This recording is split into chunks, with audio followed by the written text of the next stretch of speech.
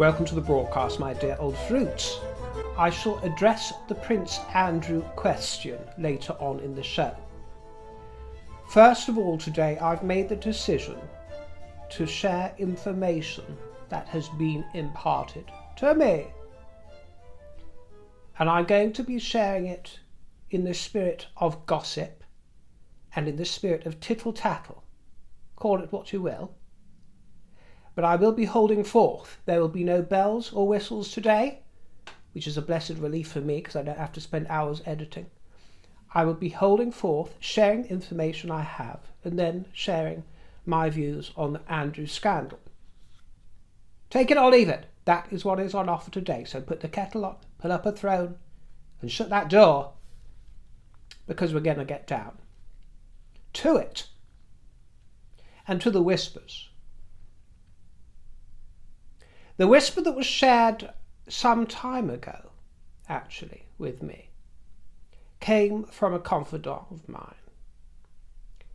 But to be quite honest with you, I thought it such an outlandish, sort of obtuse rumour that was not worth sharing with you.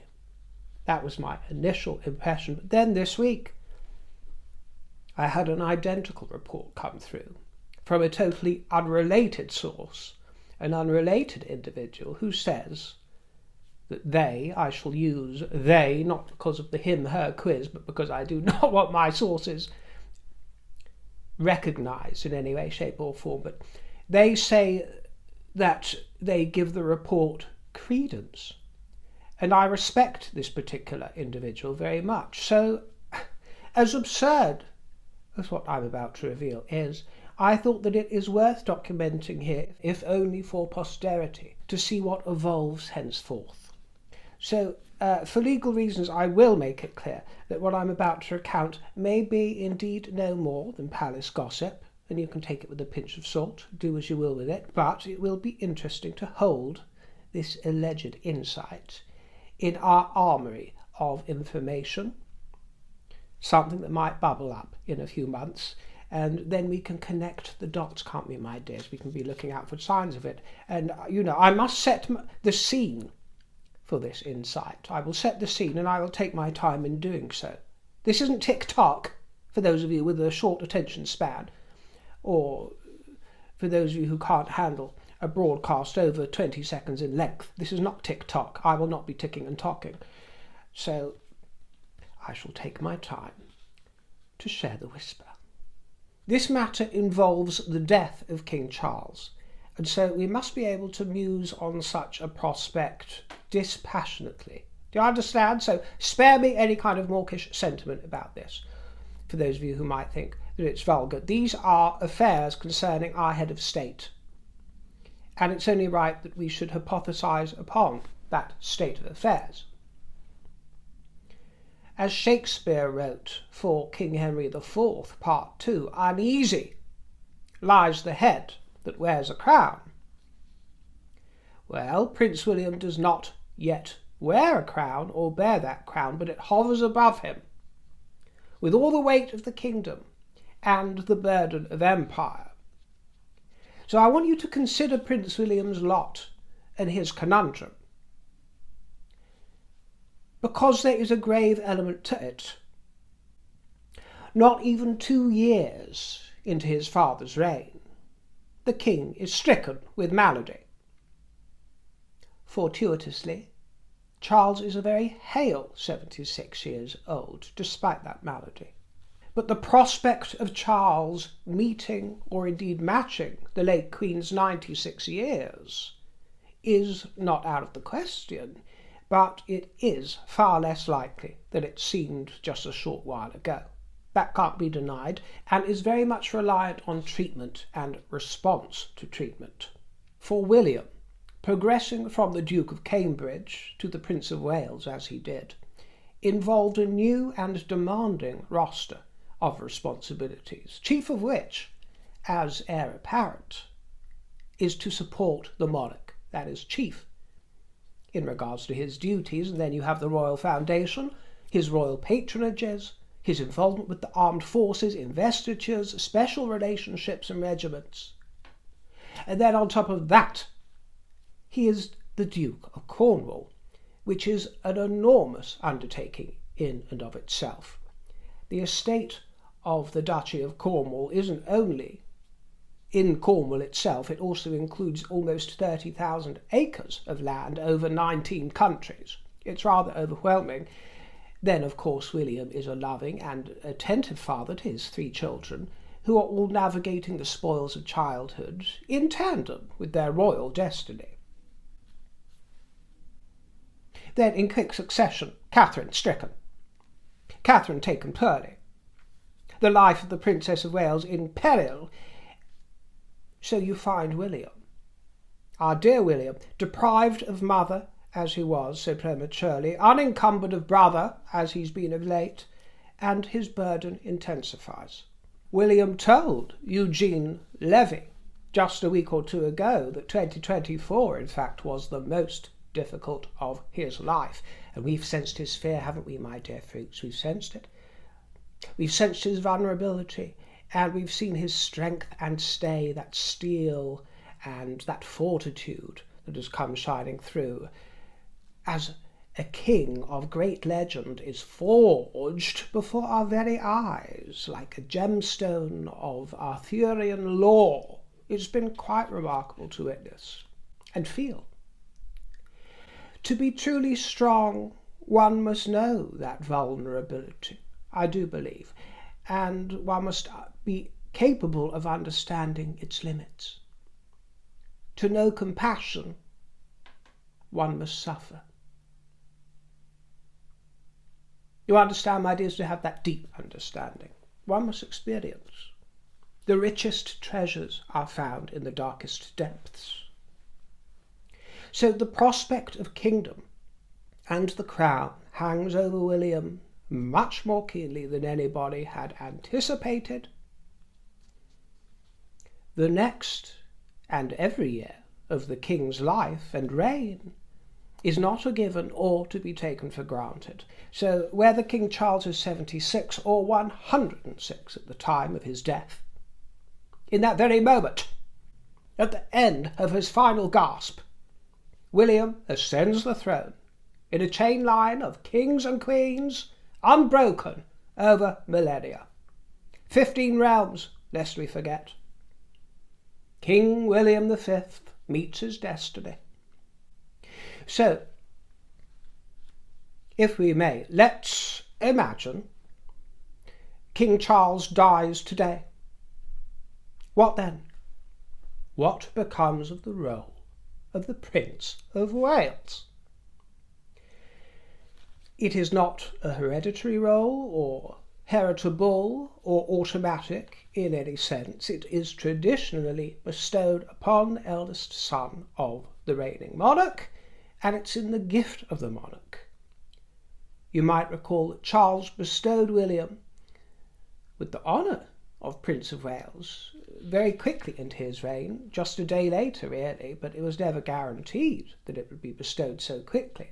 After King Charles dies, then Prince William's role as the Prince of Wales goes into a sort of royal limbo as it merges with the crown. And that role is certainly not without its controversy or its critics.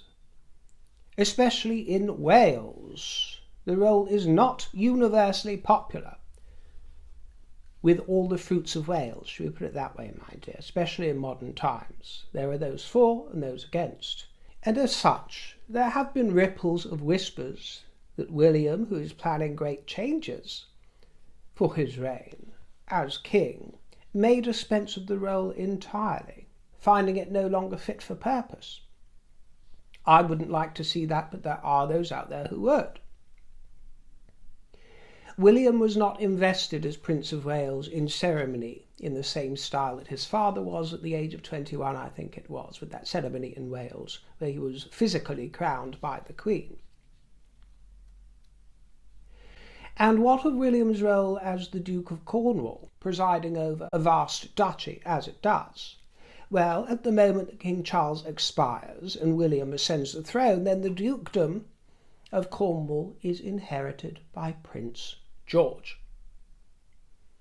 At 12 years old. As the eldest son of a reigning monarch, as William would be, it falls to George. Now, if William had only issued daughters, then the rights and responsibilities would have reverted to the crown. And as we are hypothesizing, if this happened today, then as a minor, as Prince George would be at the age of 12 years old, then he wouldn't be able to, for example, sell any assets of the duchy for personal benefit and would have limited rights and a limited income through it. And as a minor, Prince George obviously wouldn't be expected to or be able to steward the duchy. Let's not be silly now. In fact, Prince George, I think, would subsume or inherit 8 titles. He would become Prince and Great Steward of Scotland, Duke of Rothesay, Earl of Carrick and Lord of the Isles, Baron of Renfrew, and Earl of Chester he'd become. Well, it would be most discomforting for King William to consider the pressure on young Prince George throughout his adolescence, if this were to evolve, the pressure on the young boy to take up the mantle prematurely. You understand? One can imagine the looming burden on William as he becomes increasingly isolated, as the monarchy is slimmed down and everybody dies off, and there's not much coming up in the lower ranks and in the lower age groups, isolated, and even having to entertain the notion of life without his beloved wife at his side. Perish the thought. But the thought is there nevertheless. So, in effect, William would be bearing the duties of sovereign, which is no small thing.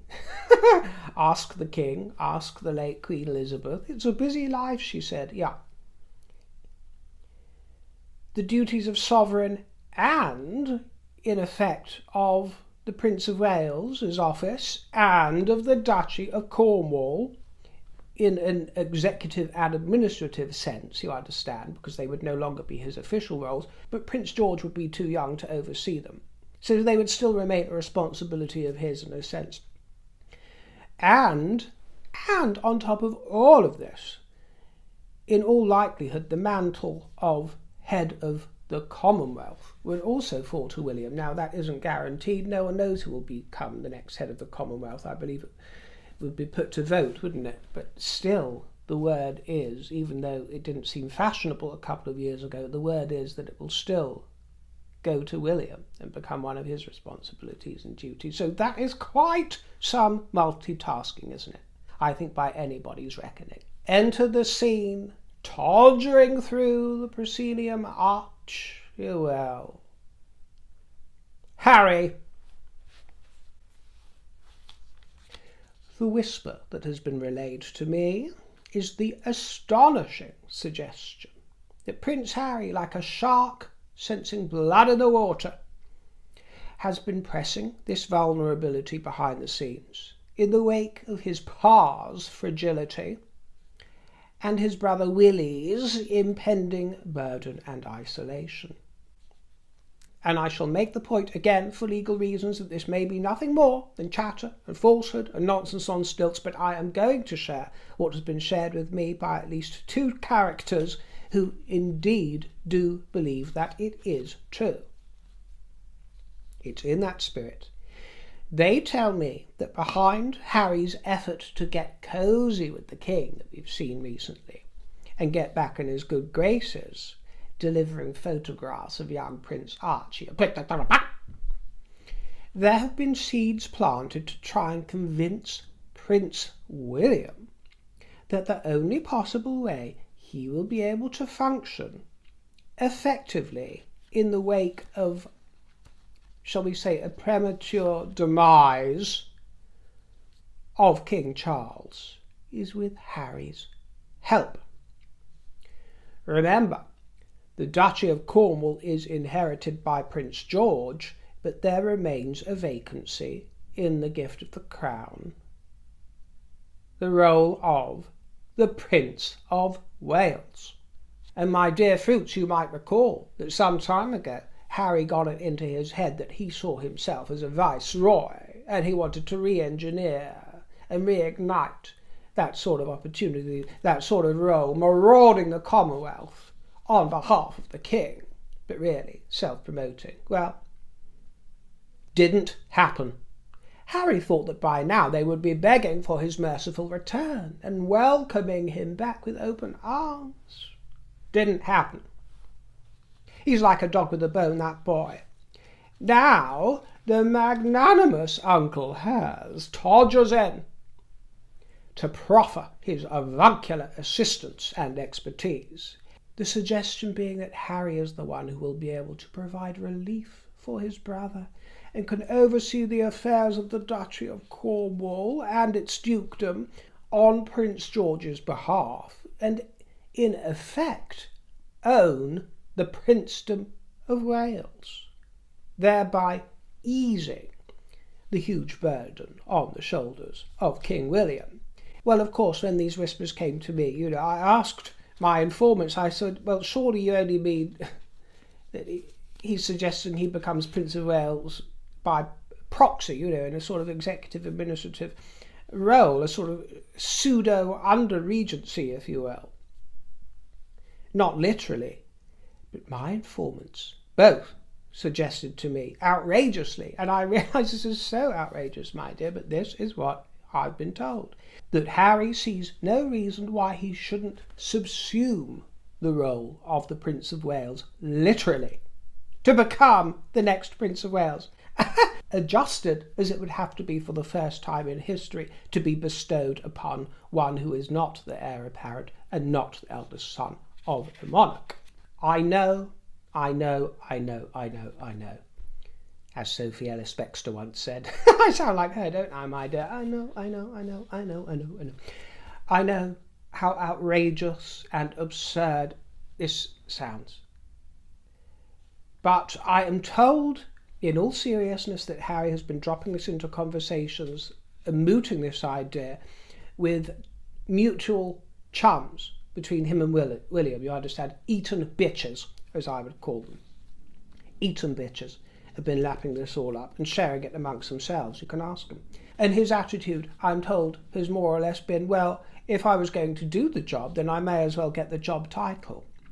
And his reasoning for it actually isn't bad. His reason for it is the fact that before he married, he was Prince Henry of Wales. He was always of Wales, went through school, as Harry Wales. So it is not too much of a stretch linguistically to then progress as Prince Henry, Prince of Wales, rather than simple Prince Henry of Wales. This is how he would rebrand himself, you understand. So do you see how he tries to square it all up? As if it is the next obvious step? And you might say to yourself, well, of course this would be absurd and completely improbable. And I would agree with you, by the way, of course I would, but you also have to ask yourself, how on earth will King William be divvying up all of his roles and responsibilities if indeed the king dies today, or indeed in a month or a year? Even 5 years. I mean, how old's young George Charles? 30, 40, 50. Yeah. How is the work going to be distributed? It can't go to Catherine. That would be quite unsuitable, so don't go suggesting that. She has her own duties and responsibilities, but moreover, she is not of the royal blood. It can't go to any of William's other children. They're too young. It can't go to Anne. It can't go to Edward or the Gloucesters, the Kents, Princess Alexandra. No, aside from the fact they're all too old, they are also subsidiary royals, as much as we love them. And so is Harry, by the way. Of course he is. But the way he sells it is that at least he is of a generation and as close as you can be in genetic proximity to William compared to the others. So, as preposterous as it sounds, I'm told that he is vying and lobbying for this sort of scenario. And of course, he can't take it directly to Charles and discuss it directly with him because it involves the king's death. So he can't mention it explicitly to Charles, but he is trying to muscle into the fold through the king and to reach William, which I spoke about before. But this points to a specific reason, as to what he might be aiming for, and also he's doing it via these chums that I mentioned, the Eton bitches and the like, to make his case, and he's not being shy about it. And let's face it, you saw yourself when he was interviewed not too many months ago, in his own words, he said quite vulgarly, didn't he, "I don't know how much longer my father has," which was very indiscreet, I thought. Well, he doesn't seem to be in much of a hurry to spend much of that time with you, dear boy, does he? In Harry's view, William is adrift on a raft in the rapids without an oar. Or to put it more crudely, up shit creek without a paddle. And hero Harry is there to throw his brother a lifeline. How kind. Well, as for William and what he thinks about all of this, I'm told that total incredulity is the response, just as you and I would feel. Incredulity met with some humour. I'm relieved to say. William's fury remains incandescent, as it always has been, although I will say that I'm hearing it's been somewhat tempered by the maturing of William's philosophy, his wisdom in the face of the events of the past year or two. And while William's fury remains, and why he certainly does pay mind to Harry's mischief, it has been suggested that there have been gnawing, nagging thoughts in the recesses of William's mind, because indeed brotherly help, of course, would have provided such relief in more congenial circumstances, wouldn't it, my dear? But surely all of those fantasies are quickly extinguished in William's mind due to Harry's betrayal, which can never be forgotten. It's one of the many reasons why William and the King are totally reluctant to give Harry a single inch, because he will take a mile. So it's something for you to consider, my dears, and bear in mind when evaluating Harry's behaviour and his tactics in the coming months. And we already knew that he wanted to muscle his way back in, and has been trying to do so because he wants the royal seal of approval. He wants it, for one thing, for Invictus 2027. He wants the King or some extended senior family members, preferably all of them, attending. He wants his children in photographs with the reigning monarch and the heir apparent to continue the royal association. There have been no optics so far for the public to see, other than Prince Archie as a baby and a young infant with the royal family. But the rest of them haven't been photographed with the royals for years, and they're very unlikely to. So Harry is desperate to be of service to himself and his brand. Let's not truss up treachery as loyalty, Harry, because it won't wash with us. And naturally, of course, Prince Harry has no doubt been delighting in the Prince Andrew scandal over the last few weeks, delighting in it, manna from heaven for him, revelling in it. And of course, basketeers all over the world have been asking for me to hold forth on this matter regarding Prince Andrew, which is difficult to broach. I mean, chiefly, most importantly, because it's no fun.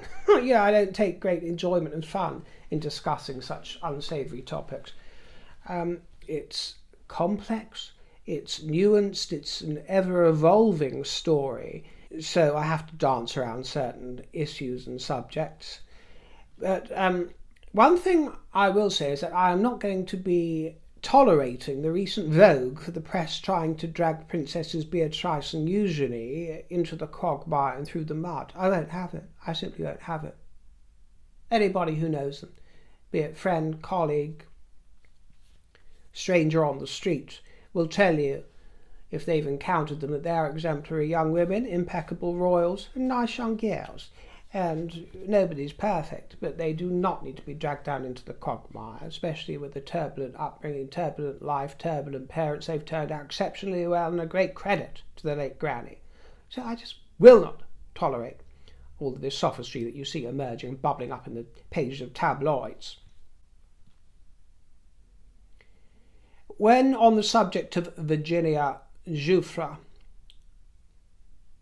understand that I only speak in relation to her claims regarding Andrew and her myriad versions and retellings of that encounter. I'm not here to discuss all her other aspersions against other people, and all what I should say is all the other girls involved with Epstein, I'm not getting involved in discussing that. So don't conflate and confuse what I'm talking about with all of that nastiness. Or anyone else that Prince Andrew is alleged to have behaved badly around. But that encounter that Virginia described, according to her, I think she said it was a 30-minute encounter after they went clubbing, and it occurred just seconds after that photograph was obtained for her mother or her aunt, so she said. She said in the first book that she wrote, that was never published, that she seduced him a couple of minutes after that photograph. She led him to the bathroom. They had a bath together. She stripped him down and got on with business. Then he thanked her and went about his way.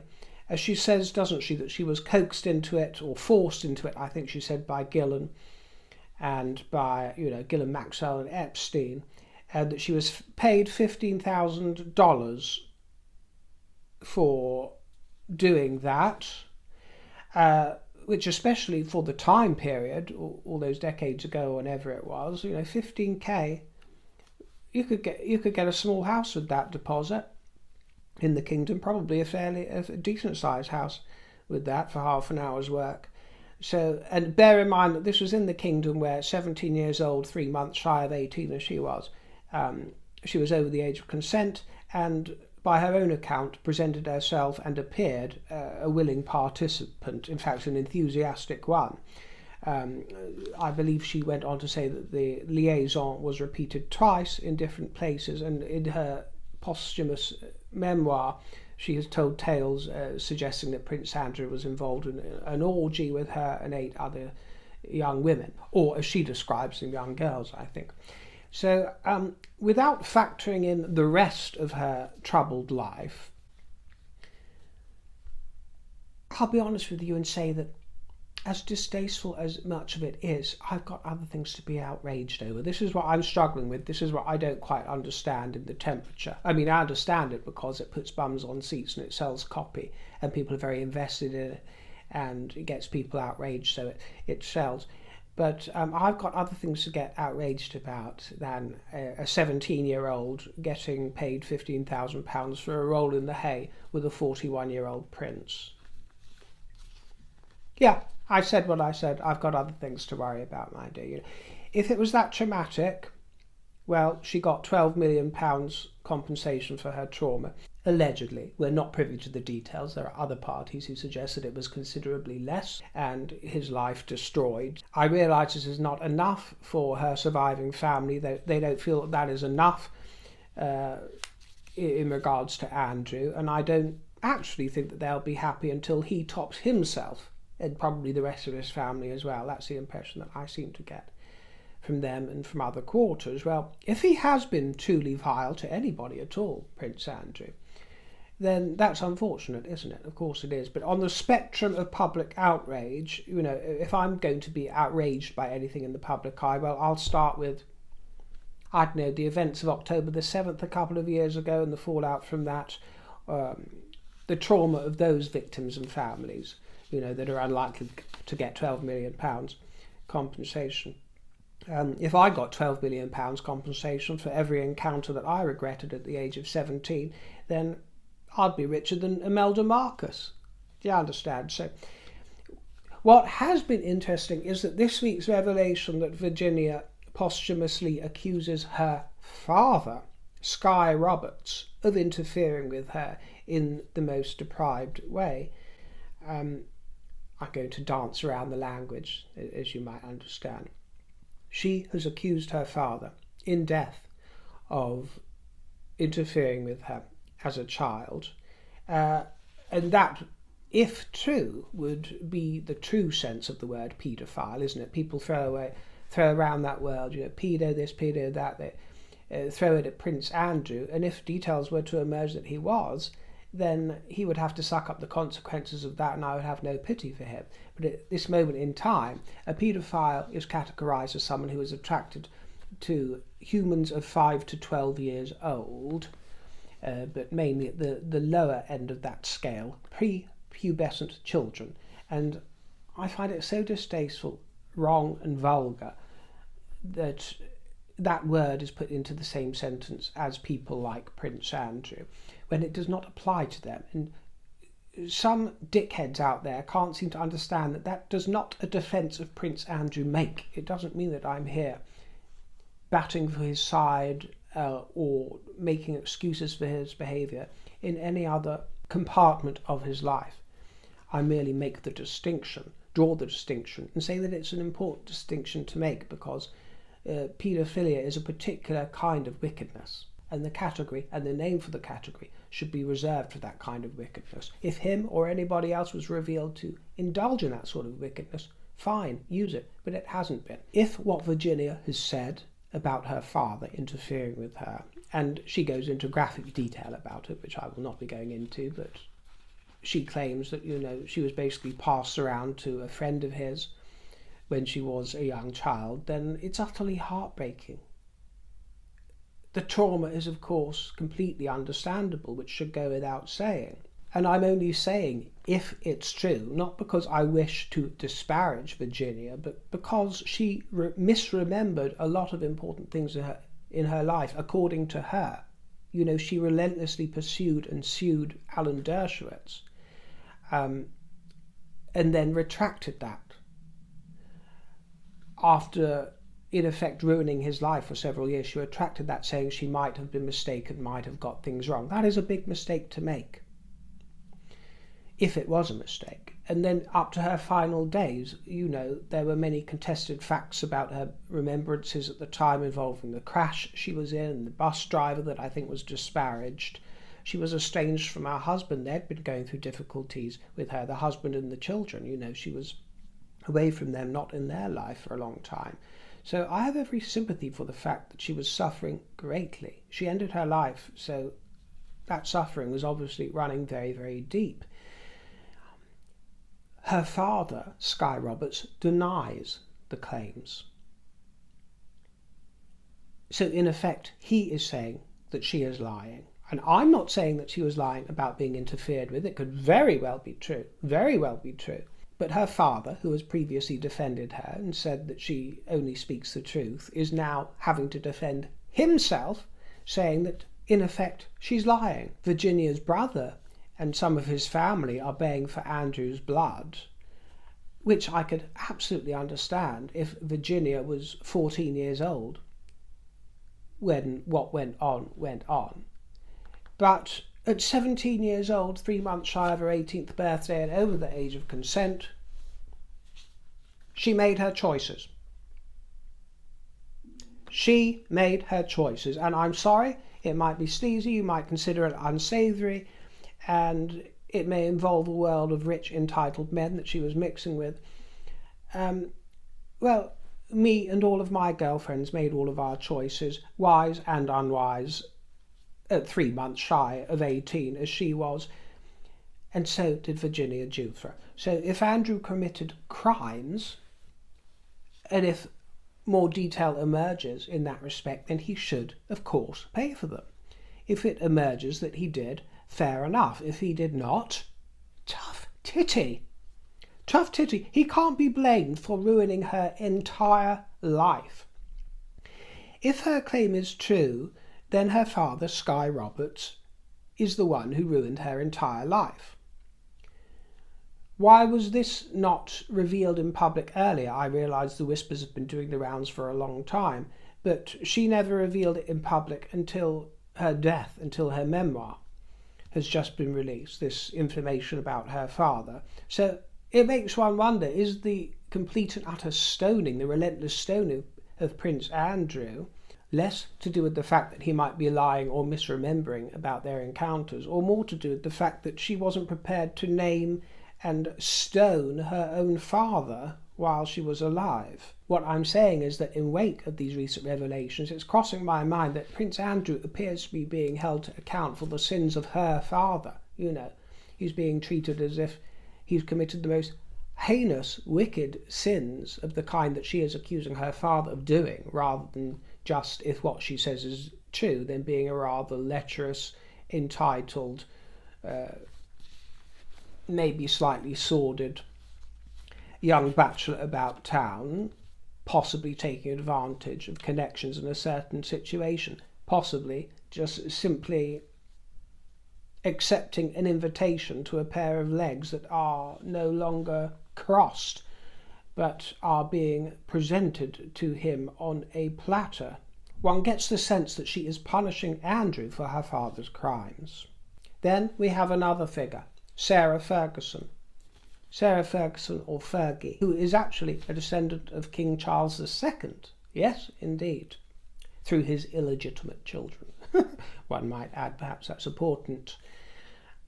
Her parents' marriage disintegrated when she was young, and she said that she developed an eating disorder because of it when she was about 12 years old. So she had a fairly troubled childhood, and as you might know, her mother, Susan Wright, then Ferguson, then Barentes, was quite a character.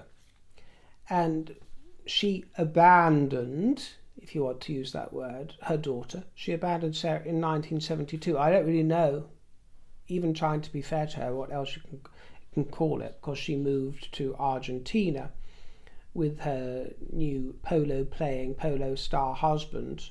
And this left the young Fergie with a very low sense of self-esteem, as you can imagine. Whose mother swans off at the age of 12 years old? Certainly not mine. And then she lost her sister as well, really, because she moved to Australia not long afterwards. And then in 1998, her mother Susan was decapitated in a car crash at the age of 61. So, and also, of course, there's the recent rumour that Susan Barentes was conducting an affair with Prince Philip at some point in time. Well, the plot thickens, doesn't it? It all goes on in royalty, doesn't it? So, looking at that, one has to consider that some folk who only know chaos seem to grow an addiction to it, including financial. And they end up playing these reckless financial games, which isn't an excuse for Fergie's behaviour, by the way, but just an explanation for some of the sort of high-stakes, adrenaline-pumping, stupid behaviour that we see her indulging in from time to time. And it's sad, and it's a shame, because there are so many glittering parts about Fergie's character. She is no lazy woman. She's not idle. At least you can't say that about her. She's highly industrious, very energised. She likes to work, but she has a total lack of boundaries and inelegance. When she had the opportunity to lead a very elegant life, she has this unshakable bent in her character. Wherever you go, there you are, you see. It's like she can't run away from it. And it's self-sabotaging, ultimately. It's indulgent, but ultimately self-sabotaging. And then, of course, you have Andrew. Whatever's going on with Andrew, and I'm not attempting to defend his poor judgment and the reports we hear of his very poor character.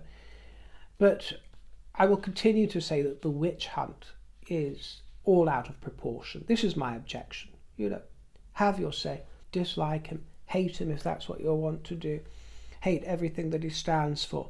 But it is the out of proportion, puritanical, punitive outrage that I see that, in my own small way, I'm objecting to, Many dreadful things might have and probably did happen to all of those young girls that got involved with Epstein and Maxwell. I'm not minimising any of that, and any perpetrators should be held to account. One of them is already being held to account, and that's Ghislaine Maxwell, who's rotting in a jail cell. One of them's dead. So if those claims are valid, fair dues. I am speaking of the claims against Prince Andrew by Virginia only. And regarding those incidents only, I don't care. I don't care. I said what I said, do you understand? What I want to care more about at this point in time is the hundreds or thousands of grooming gangs up and down the kingdom that have been getting away with truly vile crimes conducted against actual children in their scores of hundreds and thousands, I believe, over decades in this country, with the government doing very little to nothing about it. That's the kind of scandal that would get me exercised and would get me caring about it. But a 17-year-old having sex with a 41-year-old, while I might have some sort of sympathy if she regretted that, it's not going to keep me up at night. Anything else that went on in her life with other people, abuses she might have suffered at the hands of her father or other people, every sympathy, every concern. But I'm speaking in relation to these episodes with Andrew. And as I say, if something else emerges, that more to the story where Andrew should be held to a more profound sort of sense of responsibility and comeuppance, I will be the first to step forward and be thankful for that comeuppance. But, actual trafficking is the kind of thing that concerns me. The actual trafficking of children, of vulnerable children, not hookers who are being paid £15,000 for half an hour's service, Because at the moment we see the press going in for the jugular and going in for the kill and targeting just one man and his wife, as if they are on a par with Ian Brady and Myra Hindley. To look at the press at the moment, you would seriously think that they are on a par and that it is a sort of equal wickedness we're talking about here. This is my objection. And I thought this was worth bringing to your attention because I was watching an old interview between Piers Morgan and Sky Roberts, Virginia's father, obviously before all the allegations against him came out this week. And he was sort of sticking up for Virginia, although he said and admitted that he hadn't seen her for years. He does come across a bit dodgy and dicey, if you ask me. He says, I haven't spoken to her in years, but he says, but she's just protecting me. She's just protecting me. And he's disparaging about Andrew and says, she was on her own to go against Epstein, Maxwell and Prince Andrew. Well, now she's going against you, my dear, and accusing you of much worse than she ever accused Prince Andrew. And Piers asks him, did she ever talk to you about Prince Andrew before it became public knowledge? And this was interesting because a voice in the background of Sky Roberts' home, from what I can tell, I might be wrong, but it sounded like someone was feeding him, and you hear them sort of feed him and go, yes. Yes, and Sky sort of clocks this and goes, yes, she was there in London with Prince Andrew and Miss Maxwell. Mr. Roberts, that is not what Piers Morgan asked you. He asked you if she ever talked to you about Prince Andrew before it became public knowledge. And I heard someone feed him, yes, say yes, in that interview. You can listen to it and see what you think, but that's what I heard, which was interesting. And then Piers asks him, what's your view of Prince Andrew? And again, a voice in the background, possibly a female voice, it's hard to tell, but a quiet voice in the background prompts Sky Roberts and says, scumbag.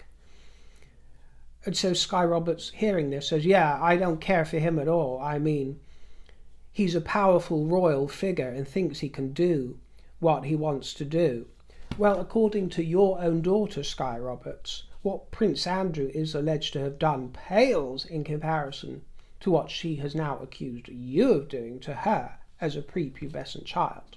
But to make it perfectly clear, if anybody totally unsophisticated happens to be watching, then if one day it's revealed that Prince Andrew was knowingly hiring and taking advantage of actual children, I would be the first to express my fury and disgust at that and at his tacit acceptance of Epstein's behaviour, which was not only stupid but morally weak, as Prince Andrew. Nobody's excusing that. However, they were Epstein's crimes, not Andrew's. Whether or not he was consorting with him, there were hundreds and thousands consorting with Epstein throughout those years. But at this point in time, they are not Andrew's crimes, which might change next week, I don't know. But at this point in time, they are not Andrew's crimes or any of the other hundreds that were surrounding Epstein who moved in his radar, aside from the likes of Gillen. Would I want my 17-year-old daughter mixed up in all of his entanglements? No, I most certainly would not. Would I be happy with him or Maxwell or Andrew? No, I would certainly not. But the difference is that I would accept that any 17-year-old son or daughter of mine bears a certain sense of responsibility at that age. They would be making their choices as she made her choices, as I made my choices, some of which I went on to cherish, some of which I went on to regret, as most of you did, didn't you, my dears? Do we get everything right? Or do we get everything wrong? No, it's usually a tutti frutti of all kinds of things. Andrew will also die Duke of York, unless there is parliamentary activity between now and then, as there may well be.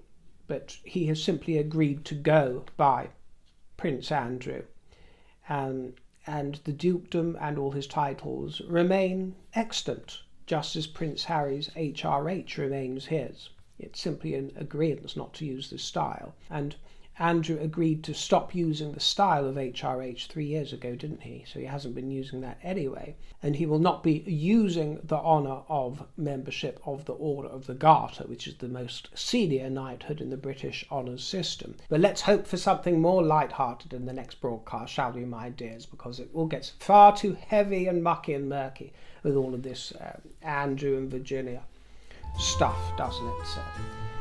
But we have to wade through it today. I'll see you next time, my dears. Enjoy the evening and toodle pip.